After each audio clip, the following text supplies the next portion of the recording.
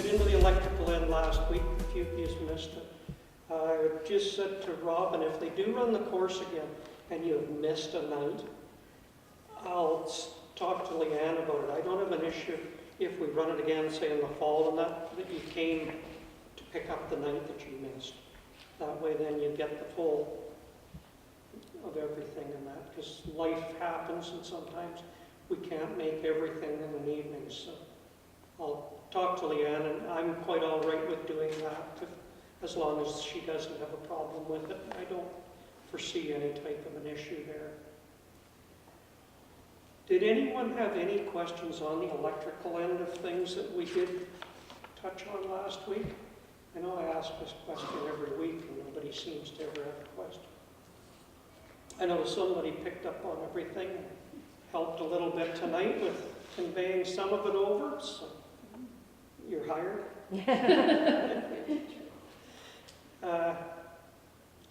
Siding, parging, bricks are all part of what a lot of older homes are made of. Brickwork can have its own inherent problems. Our climate is tough on brick. Freeze and thaw seasons and moisture are what happens to a lot of our brickwork. Sometimes contractors back in the day, you'll see on some walls of the house where the mortar is coming out of bricks. That can be all repaired. You can do what's called pointing bricks, where you take a tool of some sort, either a scraper or something that you can get into between the brick and pull some of the loose mortar out, and then you use a pointing bag. It's basically like decorating a cake. It's a tapered cylinder that you put brick mortar in, and you just like decorating a cake. You go down through all the grooves of it, and then you have a tool like this. This has a V, if it's a V pattern on the brick, or a round bevel. And all this does is you go along the brick like this, and that puts the mark on the brick. I always say to people to keep a small pointing trowel to put little bits and pieces of mud in, or a little buttering trowel. That's for putting stucco and parging on. We'll actually do a little bit of a section of a wall here. I'll show you how to do small repairs in that. I use a pre-mix rather than making my own. A lot of the time for small jobs, if it's a larger job, then I'll bring in the sand if I'm doing a complete wall or something, because it is cheaper to mix your own. If you're doing a large job, 4 to 1, 4 parts sand to 1 part Portland. If you're doing stucco or parging mixes, Portland M and N are the 2, and type S are what's used for those. There's 3 of them that can be used. I use a lot of M and S. They give you different strengths of it. If you're going to do a blend of that, I use hydrated lime or a product called bentonite, and you put 1 part of it to match the Portland. What the bentonite or the hydrated lime does is it gives you a little smoother spreadability with it when you're putting it on. So if you're troweling it, it gives it a stickier composition and helps with the troweling of it. It allows you to use the trowel in larger sweeping motions, and it just glides off the trowel. A lot of people are always scared to tackle patching stuccos or parging and that because they don't know how to blend it properly.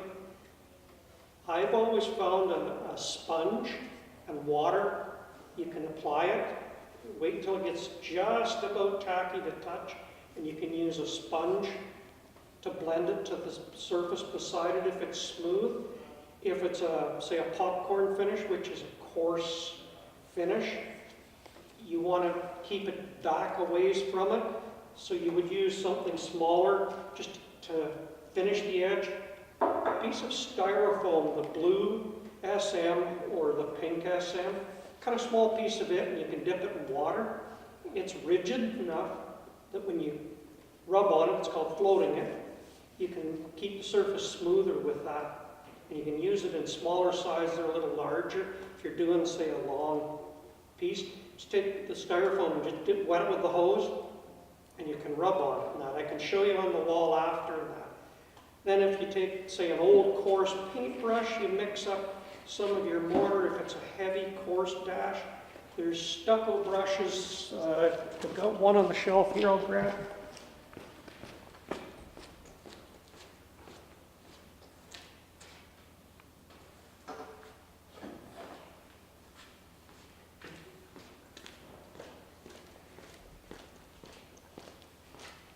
These are tough to use for the average person because you dip it in the mud and it becomes very heavy. And you use a motion like this and it actually splatters it on the wall. And what I always used to do is I have one that I've cut one row off of on either side, so it's a little wider this way than this. So I use that in different angles to get the texture proper. And what I used to do is take a piece of plywood and set it up close to the wall and practice on the edge of the plywood until you've got the consistency of the mud and your motion to put it on the wall proper. Then you can go and blend it in by just dashing it to where, say, this is the edge that's got your original stucco and this is the new.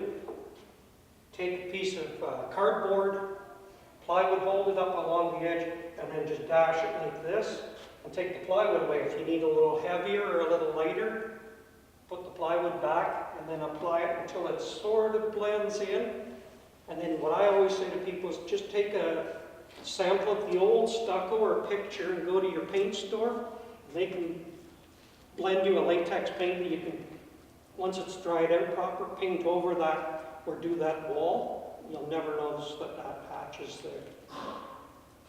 It's a little tougher the first few times you've done it. It takes a bit of finesse to do it. If it's a small patch, just use something like a parging mix. All the lumber yards, Home Depot and that, they sell a pre-made mix. By the time you mess around, going and getting sand, buy a bag of Portland, your bentonite or your hydrated lime. Now I use bentonite because hydrated lime is very acidic. It's hard on your skin and hands. It can burn you if you don't. I usually wear just a white cotton glove that most bricklayers, you always see they've got like a white glove like Michael Jackson almost used to wear. Those sort of things. That's why bentonite is used on the application. To fix something like parging on a building, usually you'll notice it's broken away. Take your hammer and go along the edges and make sure you break off everything that's loose, because it's just going to happen again. What's happened is usually moisture gets behind it, freezes, and it pops it off.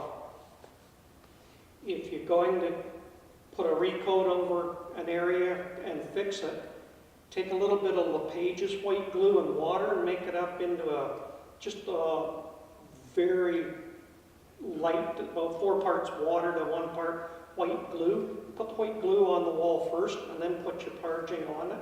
It will help it bind to the wall. Any kind of white carpenter's glue works well. Well Bond is a product. There's a jug here of LePage's I see. Any of those just average white glues, they use them for a lot of mortar mixes if you're trying to fix something. Don't leave it on the wall, period, for too long that you don't get it coated because it'll dry out too much. You want it that it'll stay tacky enough when you put it back on. But you can fix a lot of small areas for very cheap yourself, and it's not that tough to do when it's that. Cracks in foundations and stuff can be a little more work. I always say to people, if it's a crack in a foundation, I take a chisel and just chip it out so that it's a little wider V, and then I use a hydraulic cement in it that you actually push in, and it expands slightly and seals those joints. Then do your parging over it. That's the best way to do that. The other thing with parging it's a way of protecting things. Try and go around your home. If you're going to redo an area, you always want it to be 4 to 6 inches below grade, so that as the lawn grows and such, it's usually kept below. There's nothing worse than foundation where your parging's all exposed because the landscaping is sunk away. And that's a pretty common sight on a lot of homes. That's where once we get to the landscaping portion, proper grading from your home away to make sure moisture gets away is very important. The different types of Portlands that I said to you for that, for bricklayers, it's usually a straight Portland that you use on the brick. So there are a few different ones. There again, if you go to your lumber yard and you say, I'm about to embark on fixing a few brick along a chimney or something, they'll give you the right product for that. Those are key if you're going to be doing projects like that. For patching and that, they make bag products like this that are anywhere from $8 to $12 per bag that gives, and it'll give you the coverage on the bag. So if you know you need to cover 25 square feet, you know, you may need 2 bags. Well, it's only $20. Well, the average company will charge you $75 to deliver a yard of sand, and what are you going to do with a yard of sand and a bag of materials? That's why the pre-blended products come in handy for the homeowner. Are they just as good as mixing it yourself? Or? Yes. So, a lot of them are. You'll find that very few companies now will sell a product that isn't going to do the job that you're asking. Years ago, I ran into a few of the products, but not for a long, long time. As long as you're buying the specific product for the job that you're trying to do, like toppings for floors and such, there's different applications, and there's different strengths of concrete, there's different aggregates that you put in it. If you're just topping and fixing a floor like this, you want something that you can float over the cracks. You don't want something that's got a little bit of P-rock in it or larger aggregate. If you get some of the ready-cretes, which you use for setting fence posts and that, they'll have a 3/4 inch aggregate. Well, if you're putting on a floor, you want something that you can take your trowel and go over and do a nice smooth job. Well, if there's heavy aggregate in it, you're not going to. And it's the same for stucco products. You don't want stones and that in it. You want pure sand. And by that, usually it's washed sand. Like if it's got any clay in it, it's not very, very good for you. So, like, I need to do parging along the bottom of my house, both sides. Okay. Because they couldn't put any covering over it because it would leave too far out or something, right? So Yep. all the parging needs to get done. And I want to do the whole rounds of it. So you'd really have to kind of, like you say, price-wise, see how much that is and how much it would do compared to if you were to buy the sand and the Portland. Yeah. And the sand that you use, like you say, if I decided, you know, what kind of sand would you get? Could I get like sand that you could buy in bags, or? A lot of the time you're better off. I use a sand around Brandon. There's about 4 or 5 different companies that'll supply sand in Brandon for doing stucco. Tasmanian Gravel out here has a sand that works better. It's a smoother, and I've got some on a pail there I can show you. It's a smoother to trowel. Once you've done, if you've done a lot of it, it's hard on the arms to trowel, and that's where if you're getting into a larger portion where you'd be doing what, 60 feet, 70 feet, on both sides, 2-3 foot high. Yeah, about that. There's a few guys around town that do smaller jobs like that would be probably more cost effective and easier on your arms. Like my arms play out real quick, because of you have to apply the pressure on the wall, and it's fine for doing small areas, but if you do a large, like I did the front of my house, so by the time I was done, it's tough on the shoulders and arms. Do you have to do all of it in one round? Like, could I do a quarter of it? You could do it in Kind of smaller stop it, sections and as then- long as you know when you're stopping and starting to be able to float the new work into the old work gets to be a little much. Then you've got to use a sponge float. This is used to dip in water. Okay. So you would start, say this line was where you stopped. So now you've got one surface that's this much further out than the other. So as soon as you bring this onto here, it climbs, so you've made a lump there of it.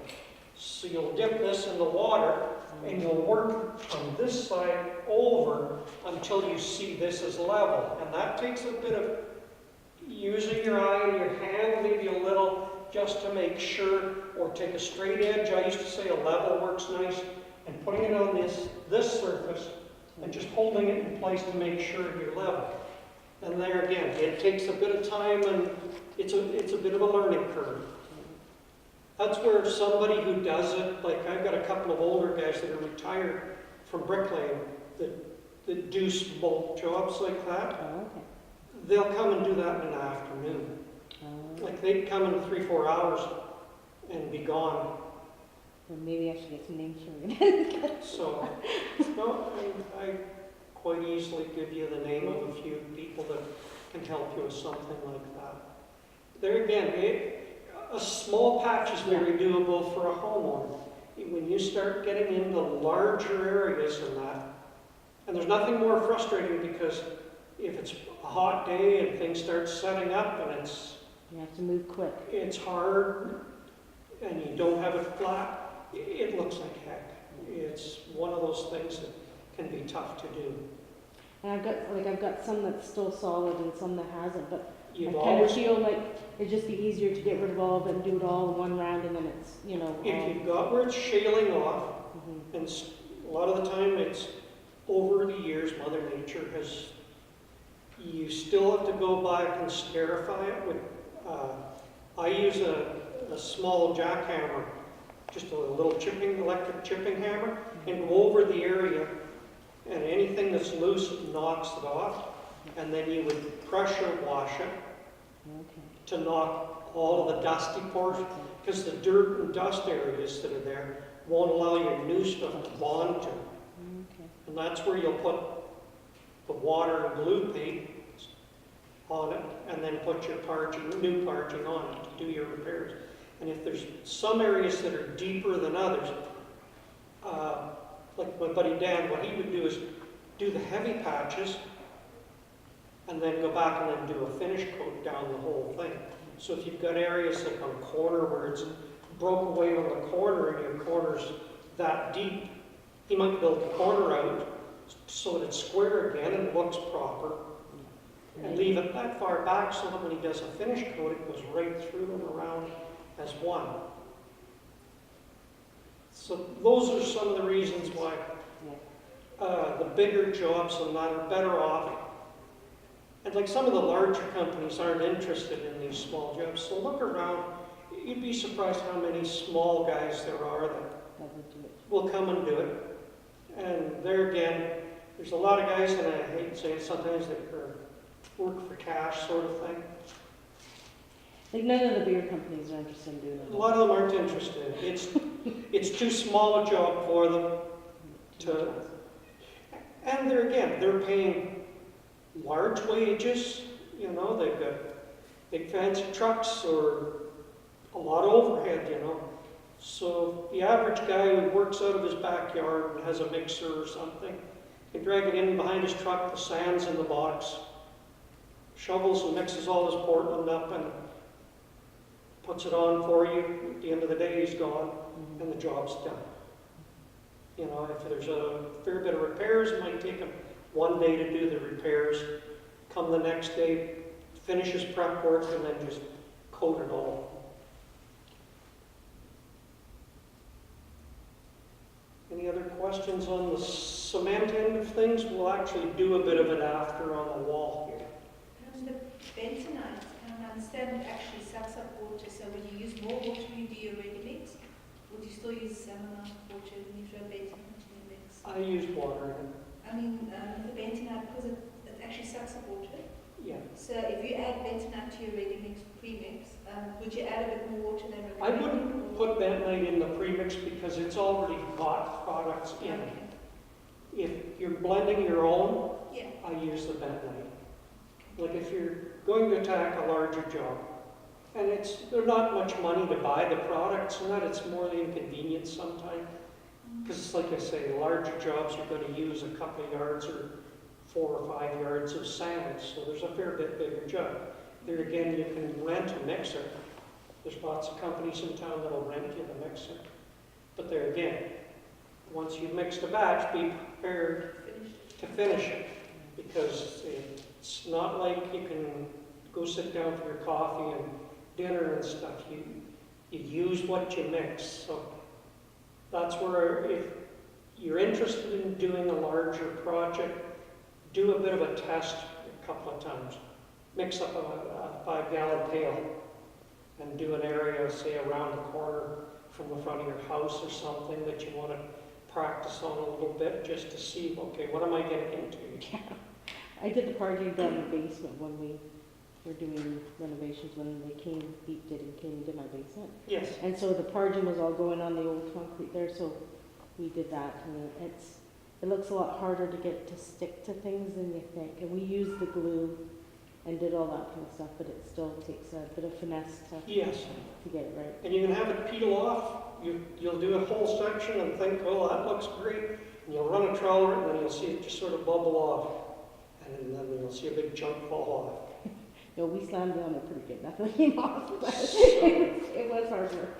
I find that if it doesn't stick quite enough, I keep a little extra Portland around and add a little more Portland to it. And that's where the bentonite or the hydrated lime helps. We used the premix stuff, so I just kind of, and it worked good. Like it was easy to mix and stuff, but like it really.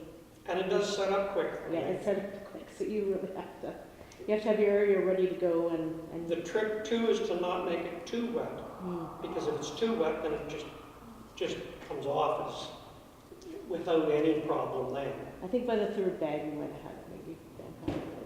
Do you have a cement block foundation? Yeah, like I haven't, like my house is quite old, so it's got the, it's not cement block, it's like cement. You know, Cement. yeah. And, Like, did you have a cistern, like the old?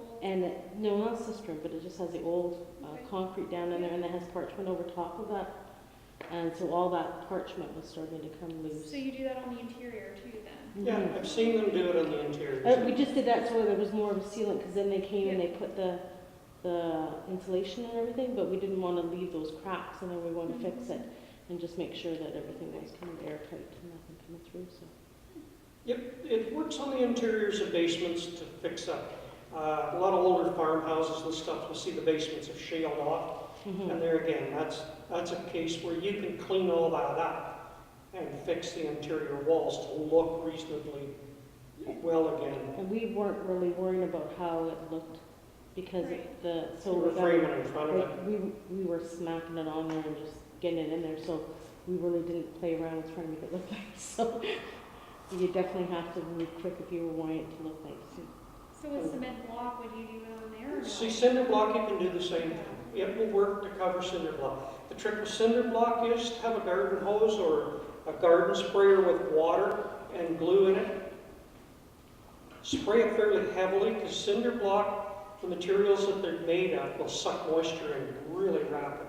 So it's tough to get your mix to stick sometimes.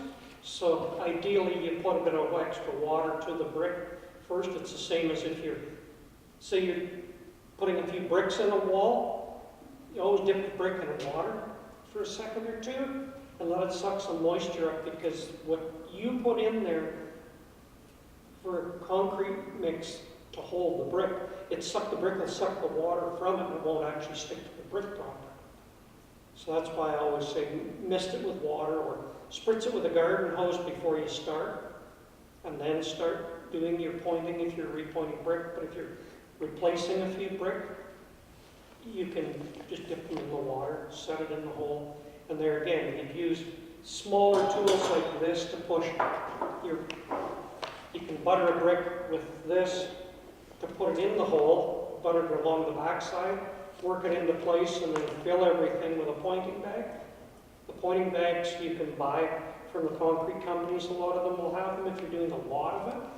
And like I say, it's like a cake decorating bag. It has a small hole in the tip of it, and it's just kind of a plastic canvas bag that you put it in, twist it up, and then just squeeze the bag, and it pushes out the front. You just keep filling it with your materials.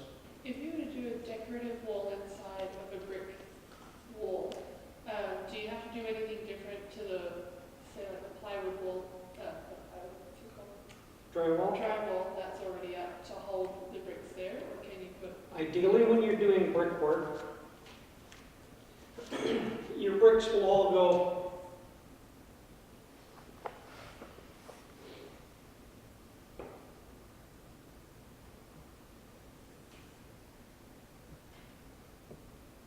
like this. Right. And about every third or fourth course of brick, they make what's called a brick tie. And it is a metal strip that's like this. And when you look at it, it's about that size, and it's like a corrugated piece with a nail hole in it. You bend it, and you nail it on the wall, and then if you look down on your brick, it would be on the wall here, and then on the brick out to about this far. So the corrugated piece is mortared in this line, so you would put one here about every 3 feet. And then your next course of brick would go on. So you've got this little metal tab that's mortared in between the brick, and that's what holds them onto the buildings. Most brick, if you're going to put them on the wall, you leave a half to 3/4 inch air gap between the wall and the bricks. So if your wall is here,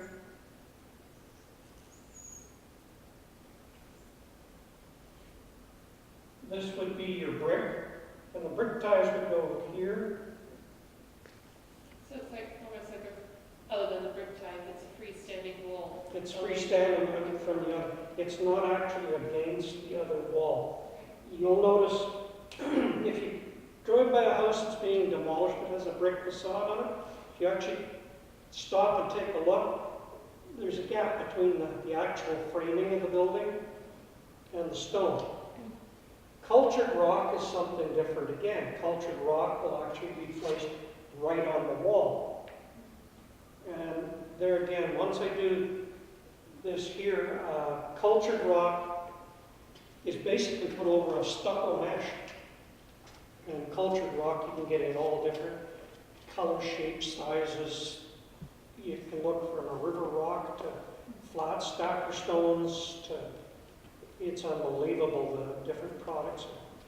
I like to use them to repair foundation work on the front ends of homes that you've got, say maybe some ugly looking stuff. I'll find a ledger stone in one type and put it at the top between, say, the siding and where the new rock is going to go. And then I'll apply the rock and cultured rock around the foundation work, so it then looks like, say, a stone foundation or something. It's another way of repairing foundations to look a little more aesthetically pleasing. We're doing a feature wall with the rock, but it's like the plastic stuff. Yep. Because I just think it'll be easier to repair if someone damages it. It's a lot cheaper, for sure. It is, as long as you buy a few extra pieces of it and tuck it away somewhere. Yeah. Because the problem with products like that is they're here today and gone tomorrow. So always keep that 2 or 3% of extras, or say you've got some stuff that's been cut and there's a piece left over. Package it up that it can be, and tuck it away, say, in the rafter of a garage or something. And that way you can repair things. I always, if I side a house or that, or a garage or what have you, and there's a part box of siding, I never take it home. I leave it with the customer. That way, if they ever damage anything, vinyl siding, weed whacker on a colder evening or something, when people go around, it blows the bottom of it apart. That's a pretty common thing. That's why if you leave a few extra boards, you can pull them on them and repair it. There's a tool, and I couldn't find mine tonight. If you've got vinyl siding, they make a tool, I call it a zip tool, that's just a little hook on the end and a handle. That little hook allows you to hook the siding. I can show you over here after how you can do it. I've actually made tools that got out of 1/2 and 3/4 inch banding and just bent the end of it and trimmed the edges. You can hook the siding, you pull the lip down, and as you go down it, you just pull out and that board will unzip and you can actually undo a board mid-span on the wall. I used to do insurance jobs years ago. They used to allow you enough time to take the siding off from the top down to wherever it was damaged. I used to make good money then, because you can walk up to a wall, hook the board above the damaged one, unzip it, reach in, undo the fasteners, take that board up, put the new one in, and then you do the reverse. You hook it, put your palm against it, it just goes zip, and it goes right back into place. Then you get paid for 4 hours. Well, or more. But they catch on to that after a while. But I mean, when vinyl was new, there weren't a lot of people doing it. Nobody knew how to work with it properly. You know, there's only a few tools that you really need to work with vinyl. There's a few specialty tools that some people never use. They use a crimper along the top edges. If you cut this off with a sill mold that goes along the top, when you punch it, it kicks a tab out of here that locks into the sill mold. When you push it up, it locks in so it doesn't pull down. I used to see people put screws in them, along them, all kinds of things like that. You put the screws in them, it's held so tight that it will buckle and go. You'll see some of the vinyl siding that's been put on improperly will all go waffling on you. Or if it's been nailed too tight. Vinyl siding is like a picture. It's to be hung. It's not actually nailed solid. That's why these slots are there. You put the nail in the centers of the slot. If you come out in the morning before the sun comes around on a vinyl siding wall, and then as the sun hits it, you can actually hear it. And if you stood and stared at it at a joint, you'll actually see it move, because it will move that much on a wall that's 40 feet. You'll see. That's why so many joints, and that's why they overlap this much, because it will move almost half that distance on a 12-foot board. The seamless steel siding, that's a single board from one end to the other, will only move on 40 feet that much. So the 3/4 inch reveals that are on the corners or around windows and doors that they're tucked into, they'll never pull out. Whereas vinyl, sometimes if you nail them on the wrong spot and say it holds the board here at the end of a 12-foot piece, it's going to move that far when it shrinks up on the one end. Sometimes in the winter you'll go around a house that's been sided with vinyl. You'll notice the joints, they've opened up because they didn't overlap far enough. And you'll see siding will actually butt each other and pop out. Those are some of the things to watch on vinyl siding jobs in the winter. You always want to make certain that you overlap them. And in vinyl, they make all different types of things. This is just another product that I've got a couple of. It looks like shakes. You can actually get a product and paint these so that they match up to whatever. Years ago, I did a heritage house that was all done in shakes, and I had craftsmen paint the product after. It just looked like an old Cape Cod house, and most people didn't even realize that it's vinyl. It's not even real shakes. And then there's concrete board. It's a product that's used a lot. That's cement. In our climate, I don't find it very friendly. It's fine if you're putting it in solid lengths that are going into, say, around windows and doors. It's like, but if you've got a long, open wall where there's a lot of joints, the joints open and close in these. These aren't like the older siding that used to have a strip over top of them. And these don't have a key. The older X90s and such had a key in the back that when you put them together, they always locked into each other. For this, you need a specialty tool. These are called a gecko. You set where your next board's going to go. This has a very thin piece that slides up on the underside, and then you lock it down. And so when you're at the wall, it's like this, and you'll see this is set, so the other board drops down over this. These are nailed with a shingle nail solid. So as long as it's applied properly, it's going to be fine. But what I've seen happen in our climate is it gets put on in the summertime when it's quite warm, and by the time you get 35 below, you end up with half-inch gaps between boards.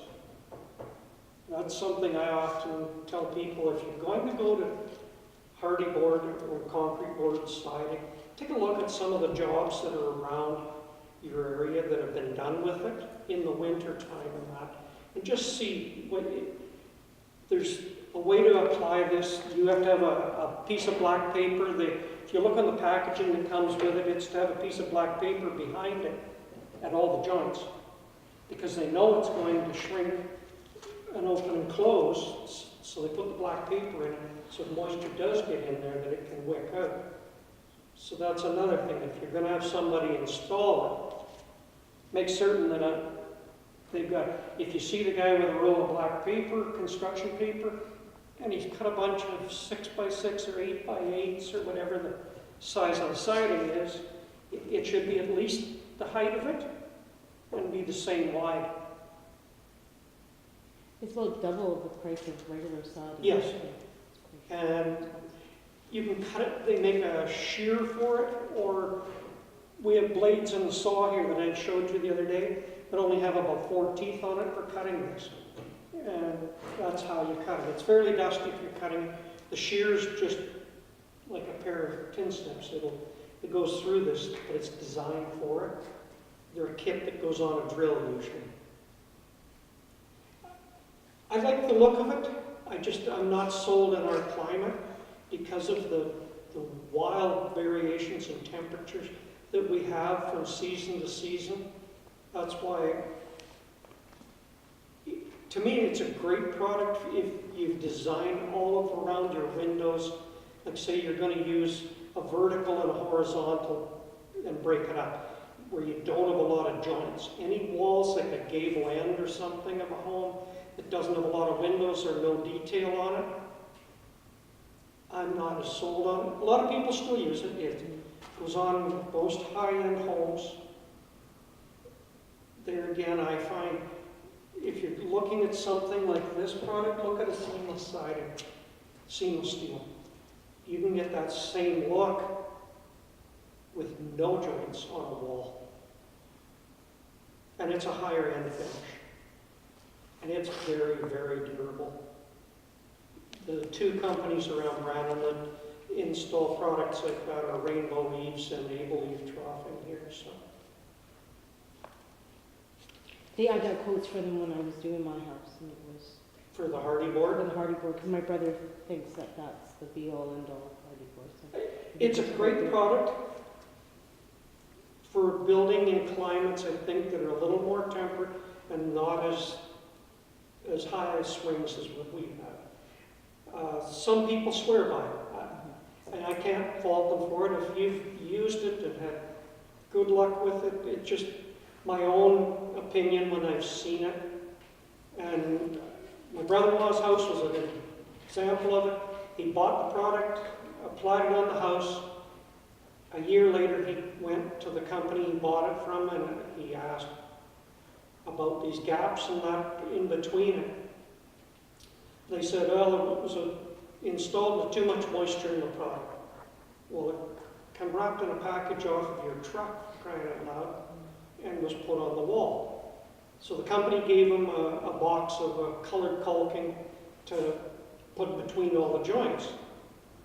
Now you can see every joint on the wall because the silicone is a shinier finish than the matte finish on that. So I mean, there again, it's something that doesn't look good to me. Some people are okay with that. This is a product though that you can paint quite easily. Most latex paints stick and adhere to it without a specialty primer and that. So what I've seen some guys do is keep all the different colors that they've got going on the wall and they just paint it one color. So they've done, you know, bits and pieces of feature walls and then do them all different colors. And you don't have to buy a whole bunch of products. The vinyl siding, there again, a pair of tin snips, good quality ones. You can get cheap ones that don't do the job well. A small angle grinder with a cutoff wheel are the easiest ways to cut it. And that's what I say, if you mark out for going up a gable end, you put the long lines on that, you just take the wheel and cut through it. Wear a pair of safety glasses though, it has a tendency to kick up a lot of stuff. That and hearing protection, or you'll end up with ears that ring like mine do. So you'll notice it's fairly loose, and that's what it ends up with.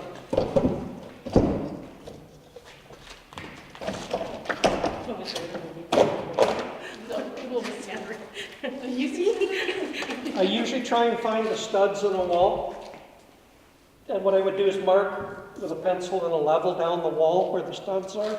And that's where I try and hit them with the nail. I didn't bother putting a starter strip on because I don't want to get this here when I'm parging on it.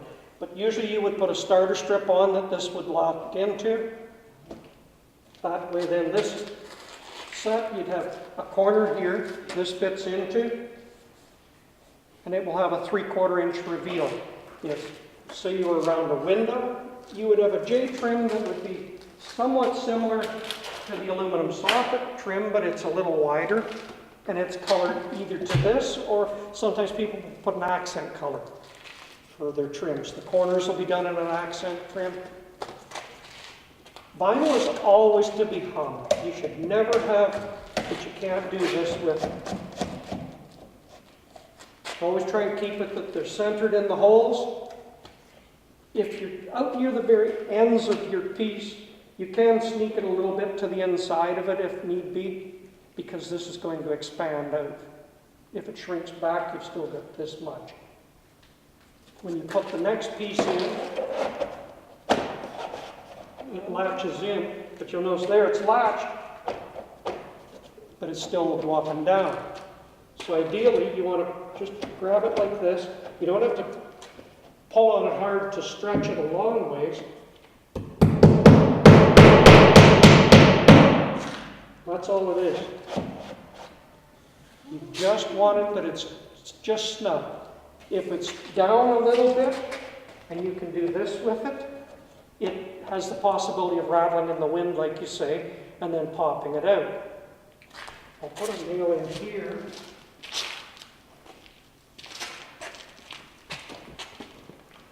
That's why if you do it too tight, then that's why it'll pop, because it doesn't have the room. And if you nail it tight, what happens is when it shrinks or it expands, you put pressure on it. If it's nailed tight here and here, and it's expanding out, what'll happen then is it'll bulge. You'll end up with things that look like this on the wall. I've seen some of them, they look all waffly down the wall because it's been nailed too tight, or they're nailed tight up to the ends of the holes from each end and it can't move. You should always be able to do this with it. And it can even do this, as long as the nail is solid and there's room for the next board to go in. Now I showed you the little hook tool that, say this board was damaged and it's second one from the bottom of the wall. If you go into the end here, you would hook the bottom of this, fold it up, you can pull those nails, put the new board in, or say you want to just snug it up. Right. Pull that, and then you start at the one end. And then you just... And with the zip tool, you would put it in here.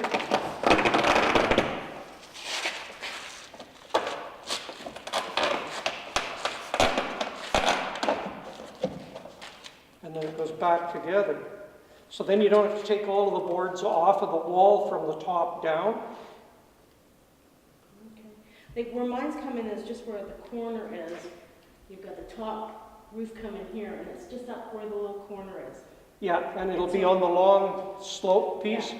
And You'll it's just find that it's coming out. probably not nailed right close to the edge in the one area. Or sometimes if you're getting near the top and it's a long, narrow slope, like a low slope roof, you'll end up with a piece that's this long that has no way to be fastened. That's a point where you'll go up into an area like out here. Say this was like this, and you Yeah. put a small finish screw in here. Oh, okay. And you can get them in colored screws, picked for like steel siding or roofing, sheet metal. They sell them at the Home Depot, or that you can buy a brown one or whatever. If it's up fairly high, you won't see it, and you can just pop the one screw in under and do it under the cove. That way, then it's kind of not seen. Nobody will ever notice it, and you'll be the only one that knows that it's there. But then if you put a screw through the outside of it, doesn't that negate the weatherability of it? Like If it's up under the eave, like okay. under the overhang, and it's up close right out to the edge where the overhang comes, and you put that screw, there's no way for the moisture to get in there, and you'll find if you put it under the cove, it's impossible. The wind's got to drive it almost up. So, and you'll find a lot of those sheet metal screws that are used for buildings have a little rubber gasket on them, so that when you put it in, you just snug it up. The little rubber gasket seals it so that you don't get infiltration. I don't like putting screws in areas like that, but there are times where you have to. I'll see when this summer I'll go up and look and see why it just came off. And Yeah, that's good. and there again, it's a case Yeah. you would relatch it, and then even if you held it here, that's going to be enough Yeah. that you can just pop a little fastener in here. And if you get the 1 inch, I think they use a 5/16 head on them, and you just zip one into there. It won't pin it. It'll still move. And what I do usually then is adjust it so that you're a fair ways this way, so that as it shrinks or it expands, it has this hole, but it can move this way. If you don't want to put the screw in, if you've pushed it so that there's no movement that way. So pull it so that it's centered a little bit, lift that up, and then just pin it, and that'll negate any problems with that. I didn't realize how much siding was supposed to move. Yeah, you should be able to take a 12-foot section of it, and it'd be a little more friction, but you should be able to move it that much.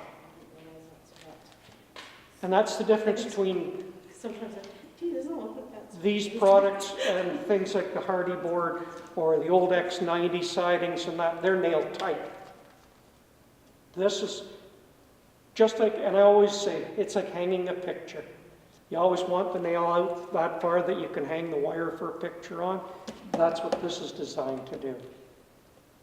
So in my house, the starter strip is there, and my bottom piece, when they hung it, they completely missed that starter strip. So it's just like, pretty much like that. The It's starter like this? strip is up underneath it, you can't even see it. Is there any way to fix that without having to take the whole wall off? You can, if you can tell where the starter strip is, it's above where it should be, then you're saying? It's up underneath it, Yeah. and so you can't really see it. And so You should be able to pull this down and rehook it.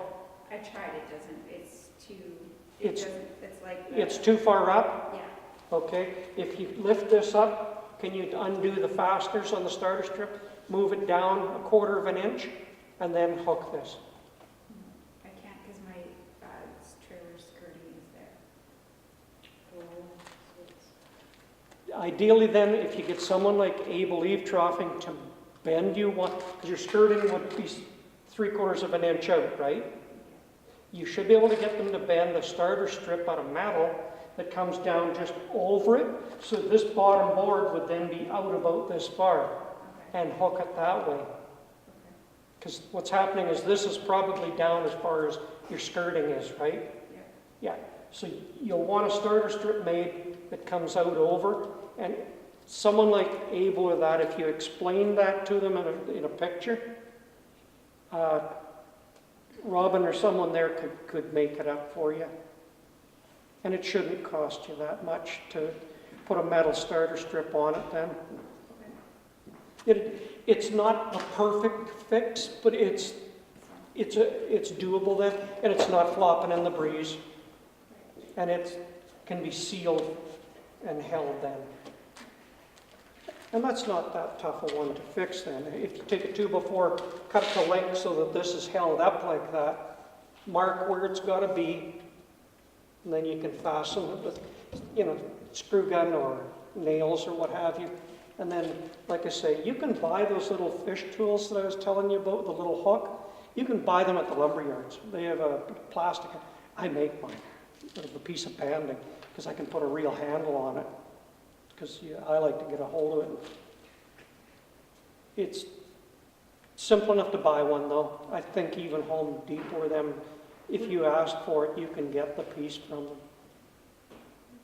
What is the tool called? It's the fish tool.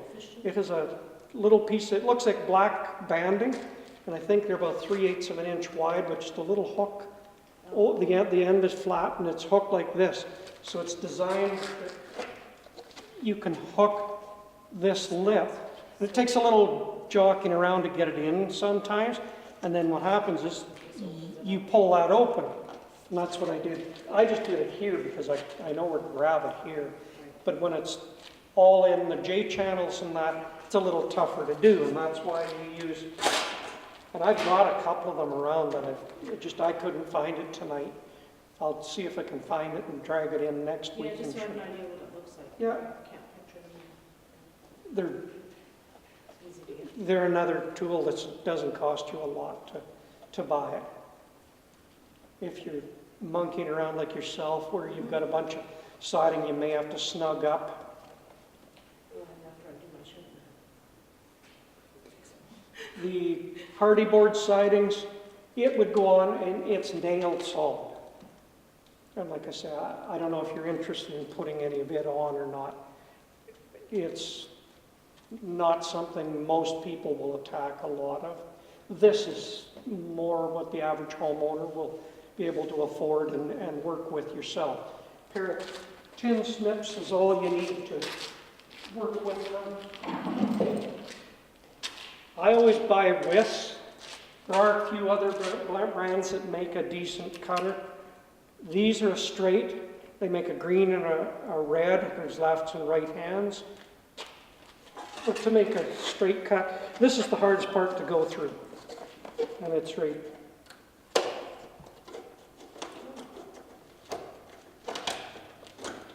Takes a little bit of monkeying around to get used to the cutting it. If you're cutting here, you always back cut this little piece. You'll notice on the factory edges they do it. They back cut. That way, if you're going to say you've cut a board and it's got to go over top of a board when you go over, you want it that this piece will allow it to slide back and forth. And I always just so that way then as it contracts and expands here, it's got room. But you can do that here. You can, just back cut it like that. And that'll work the same over here. You cut the top.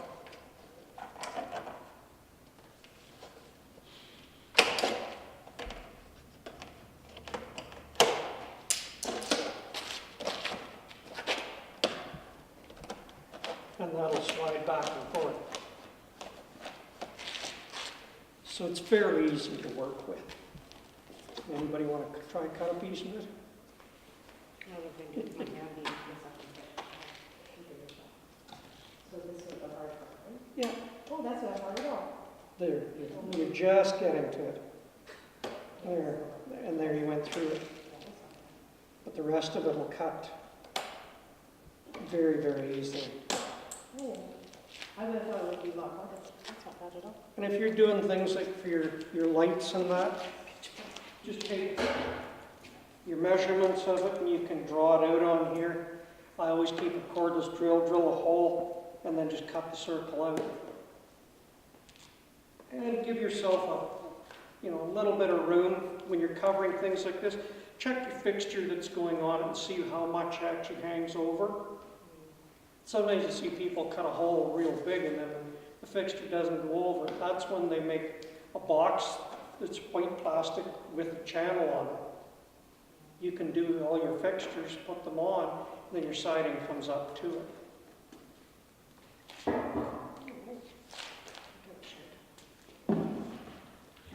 And like I say, a good quality snips work really well.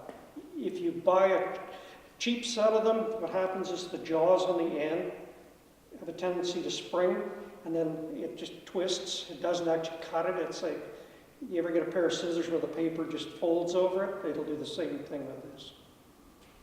That's where, like I say, sometimes you can scrimp on tools, sometimes you shouldn't scrimp on them because it'd be more grief for you than enough. This pail has the sand that I use for parging in it. And where did you get this sound from? Or Tasmanian. Tasmanian? Because like Coming Adobe has. Coming Adobe will have it, and theirs isn't bad. It just, I've got a preference for one supplier of it, and that's the only problem I have with it. Used to be able to go out to Western Concrete and pick it up, and Wheat City. So they actually can supply you with it as well. If you're only after a couple of pails of it or something, they might be able to just say, give me a couple of bucks and grab a pail or two of it. If you're going to play around with mixing your own and that. I can mix up a little bit of the parging mix here, and we can put some of it on. I use just a paddle mixer for small batches of it. Goes in a drill. You can mix it in a wheelbarrow if need be with a shovel. This is a part bag I had laying around the house.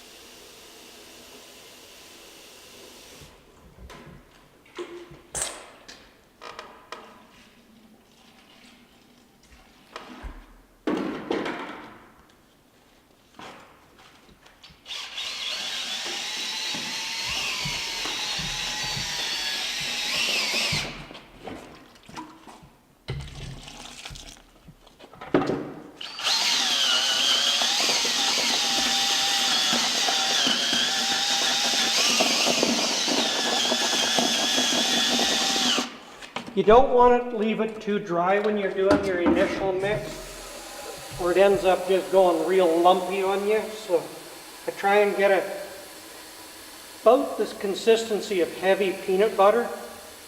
You don't want it too runny, or it's hard to work with on your wall. Did you put the glue in with it at this point too? I wouldn't in here. Usually the glue I would put on the wall.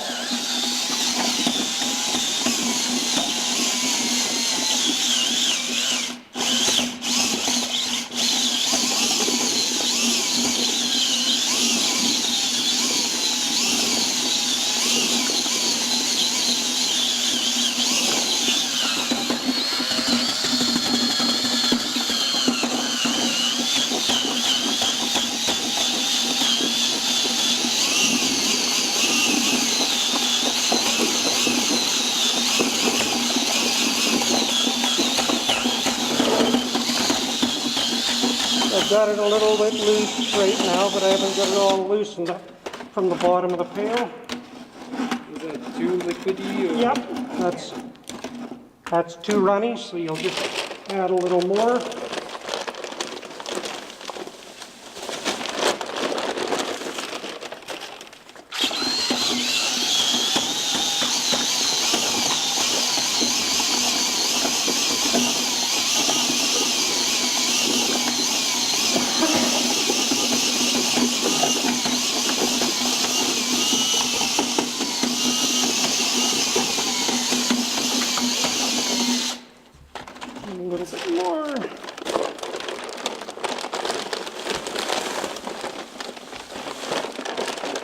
dusty stuff to work with. So being inside, it's not really ideal for it.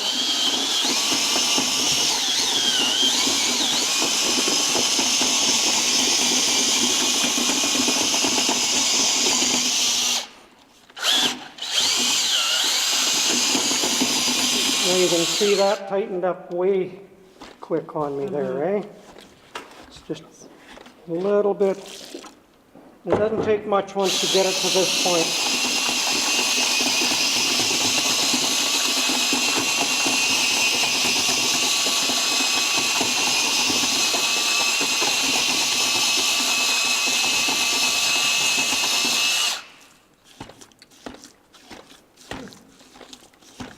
That's pretty close to what I'm looking for in that. I'm just going to take a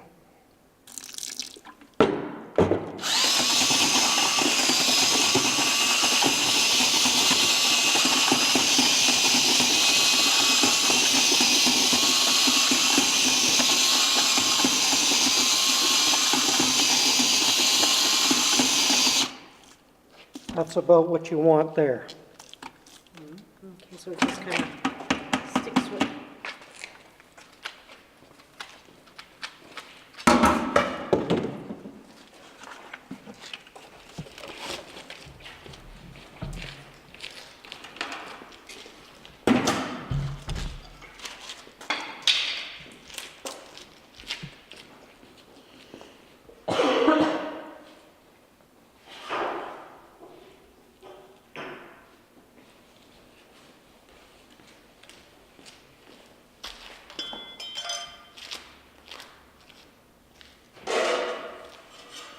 This is what they call a hawk.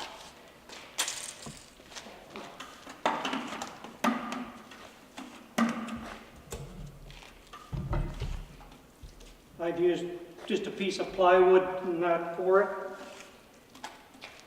If this was on an area where you're trying to do a repair, your foundation would have an area that the concrete's broken away from. You would clean it up with a hammer, just chip it around to where you're at for something that's fairly solid. Then you would take like your white carpenter's glue and mix it in water. Like I say, anything like 5 to 1, 6 to 1 of water to one part of this. It doesn't have to be exact. I used to keep an old paintbrush or something around like this. Dip it in it, paint it over the area that you're working with, and then you can apply this. What you do is, from the bottom,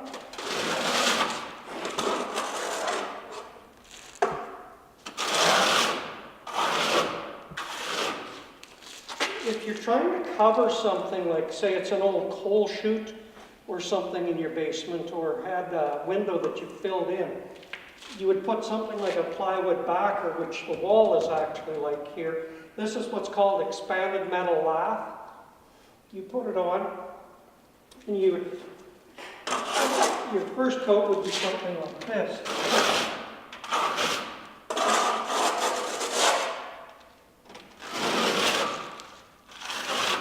That's the motion you would put if you're barging along your basement. So you can see I'm having to apply a fair bit of pressure here and pull up on it all the time. So ideally, if you were going around your house,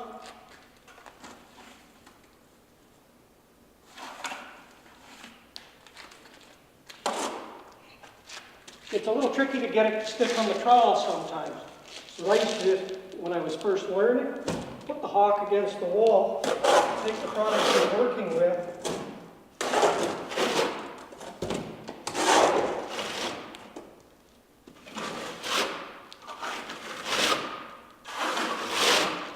and just do it that way. Once you get onto it for a while, you can take things like this,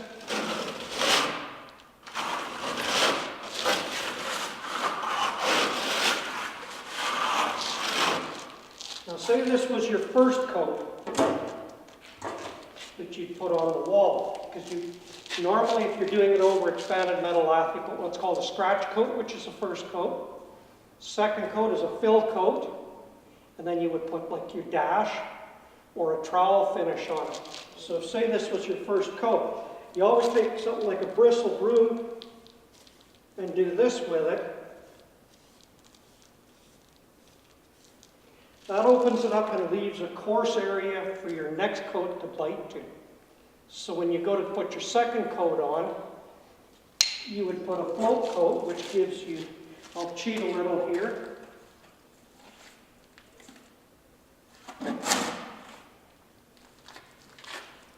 Your second coat, you don't want to be as tight to the mesh as I was there. Your second coat, you're trying to leave 1/4 of an inch to 3/16 out. Some of the older guys used to even put a heavier coat on. That's where you start to learn the feel of a trowel as to how thick you're putting it on.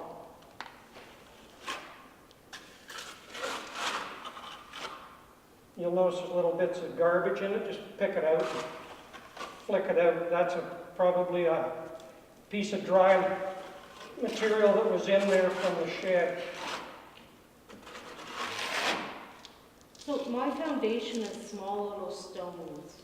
Yep. And so where that parchment has went, some of it has worn up quite a bit. So I would use like that as a filler, start to fill that You in. can fill in the large areas that are fairly deep, and then go back the next day and go over that. But like I used to take an old broom, like a corn broom or something, And to put the, and drag it across. That way it gives you something for it to bite to. Because you always want it, and if it's a real deep area, you can take masonry nails and put like an expanded metal lath on. And it helps hold it, the larger stuff.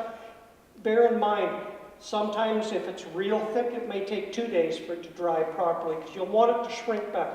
And don't be alarmed if it cracks the first coat, right, yeah. because the second coat will fill it in.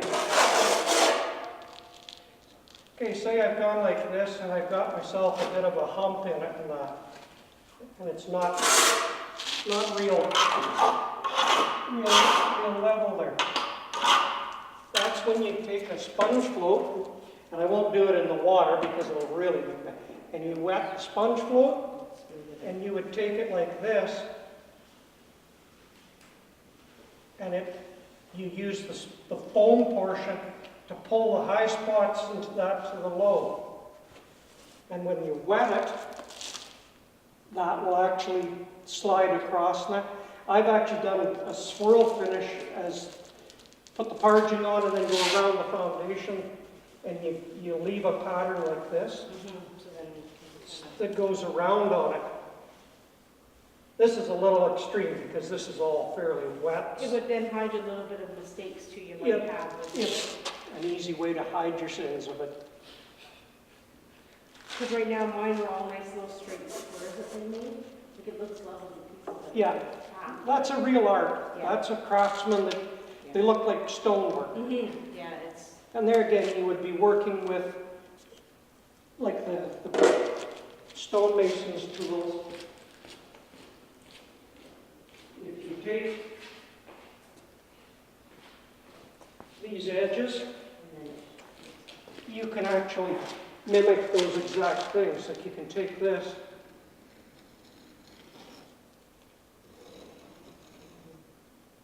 and it's, there again, it's a little wet for doing this, but you get the idea of the effect. someone else said that you could take like, you know, big leaves if you want to and put like prints of the leaves in it because that's a nice way of There again, that gives you like an artifact type of a finish. It's more of a, that takes a little bit extra skill to do. If you want to play with it, I would poke away at something like that on a piece of plywood or something, or a surface that you're not worried too much about. And you can do a lot of different things. If you take plastic and put plastic over it, like wet the plastic and put it over and then take it off, can give you that effect of rock and stuff too. There's different ways, but you can do stampings. different types of rubber stamps that you can use on them, but they're fairly pricey. I just want something so if I find some stickers. And here again, as this stuff dries out, it becomes more workable to finish in that. This is fairly loose right now.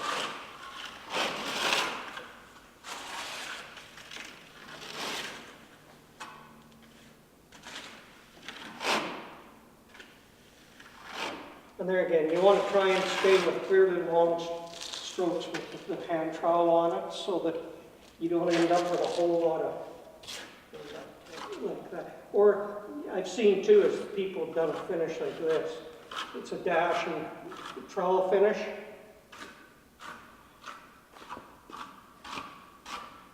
We do it, that's called a fish scale.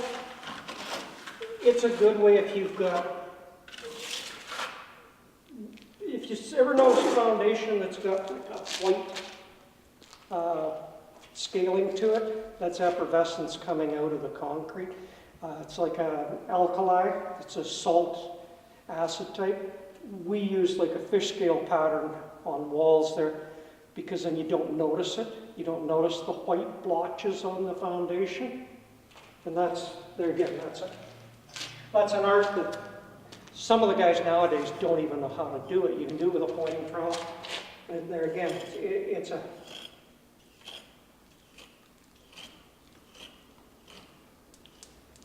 and you've got to keep, and it gives you a coarser finish. There's many different ones that have been used through the years.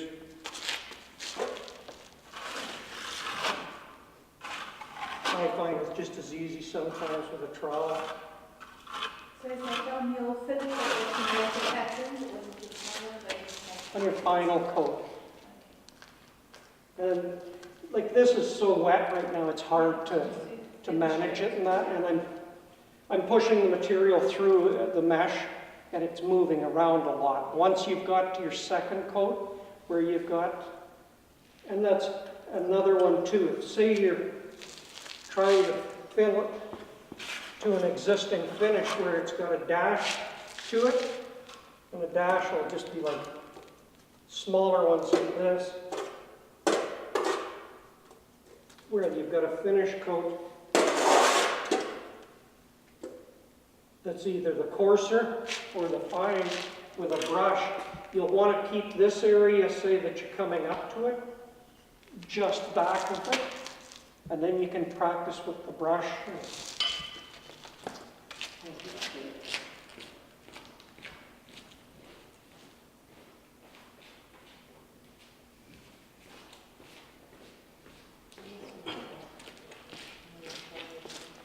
There again, it's one of those things where you dip the brush and So you have to have it fairly loose, like, to do that too, right? once you get onto it, it takes a little bit of, and ideally you should shake it down in the brush a little. Can you get smaller brushes to do that? Yeah. And it's another one of those things. If you're doing a very small area, it's not too bad, but if you're doing... Well, when we were doing the basement, I had bought a brush, but it was smaller than that. Yes, they But make... then I kind of thought, there's no point doing this because we're just covering over it. Yeah, if you're just covering over it, just a trowel We use finish. it for the glue then, to put the glue on. This is such a stiff bristle. That's the difference Yeah. too. And it's designed to carry a fair weight to it. And you don't actually, like this, you stop your wrist and allow the weight of the mud to just cast bits of it on. And that's where you get, this is a fairly heavy look. If I was looking for a lighter dash, I might loosen this mud a little bit, or you shorten up the dashes of it. There again, you don't want to try and do a large area unless you've done a fair bit of it. It takes a fair wrist action to do that. Yeah, it didn't take us long before we quit doing it. And like I said, You can get trowel finishes that look like this. And then can you paint this, or would you add color to it when you're doing your last coat? You can get colors. If you're going to do a color and you're doing it all the way around, you would put the color in your second coat, your float coat, and then your dash finish would have the color in it. Or you can paint it after. You paint it after. You can paint it with a latex paint. And if It you, might be easier, especially if I attempt to do it in patches, right? yes. And that's why I say if you're not too worried and you want to play around at it a bit, if you're trying to level one section into the other, you can use either this, a sponge float, or a piece of styrofoam. Styrofoam works just as well. And there again, you dip it in water and work from the hard surface out so that if it's lumped up onto the hard surface, you're dragging that material wet onto the material that's workable. That way then you don't end up with a big transition that does this on you. Any questions on any of this? Small. What is the dash finish? That's a third coat, or that's, The dash is the final coat. and then does that like speckling? You can count? speckle it. You can put a fine finish or a heavy coarse finish. If you do kind of an in-between, then you can do what's called a knockdown, where I just took a trowel there and you drag it across and it gives you that flattened pattern. California, they used to do a lot in the interior walls where they'd spray texture on it and then a drag finish. You see a lot of ceilings in homes done in a drag finish. That's done with drywall mud and interior texture. I was just going to say, it's the stuff that you see on a ceiling or something, the same material, or would that be drywall mud? It'd be drywall. And they'll use a plastic float. It's not done with a metal trowel anymore. You'll see them now, they make a paddle that's about this wide, and it's plastic. And it's real flexible, flops over like this. They just drag it. Works really slick for that. Any questions on any of what we've covered here so far? I've seen a machine, okay, not this side, I haven't seen one yet, but it also does a speckling where it's a metal container, you put your It's got a hopper in it. and you just turn the handle and it's speckling. That puts, years ago you used to see a lot of them. I don't see many people put glitter in drywall textures anymore, and that's usually for interior. Okay. Exterior stuff, the only thing I've ever seen done in stucco parging and that, is they used to break glass. They'd crush glass into, like it's almost like baby fingernail size. Brandon has quite a few homes that are done with that. And they put the finish on, and then the glass is the actual finish on it. And they use the greens, browns, and clear glass for it. But that's an art that I've never attempted. I don't know enough about it. So like I said, I don't know everything. Nothing else on this end of things? Tonight's an early one then. I hate cutting things short, but there isn't really a lot in this end of it. But I think you kind of, I pretty much have to practice a bit and then, see how it goes. Okay, I don't know if I need to.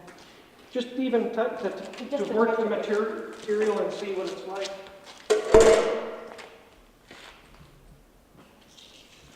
So you really have to push it in there to get it. Yes. Especially because I've got lots of stones that are quite. And you'll find once you've got it figured the pressure that you can put it on with, then you know roughly where the level is of it. So is that stucco? That's the same principle with stucco and parging. So Parging and stucco are two very close to identical. just So- the makeup of it is what? Yes, the Portland that I use in stucco and parging is the same. Okay. So if you're doing any larger, like repairs for stucco, this will work. This is a parging mix. So this has got more sand to it. Yes. The content is going to be a little bit different? If you're mixing your own batches and stuff, it's the exact same measurements, 4 to 1. 4 parts sand to 1 part Portland. That's not bad actually. Between the cement and The types are type M, N, or S. The M and S are the types that I use for stuccos and parging. So if you were gonna put stucco on, how do you do that? To do stucco, you use stucco wire, the big 2x2 squares, and then you would put your same principle as this. You put your first coat on, and you'll notice stucco wire it's not perfectly flat, it has a little dimpled edge. That's to keep the wire away from the wall. You put the dimples towards the wall so that the wire always sits about a quarter of an inch out from the wall. That way when you put the stucco actually on it, it goes right around the wire and hangs onto it, your first scratch coat. And that's the basis of the start of your job, because that's the foundation. That gives it the reinforcing, because it ties all the metal together with the mud. So is the wires just stapled on? You can staple or shingle nails. Most people put it on with shingle nails. There's lots of tradespeople put it on with staples, such as this. These have got a 1/2 inch crown and anywhere from inch to 2 inch long. I use a 2-inch staple when I'm putting them on because I like to make certain I've got a good bite if I'm stapling it.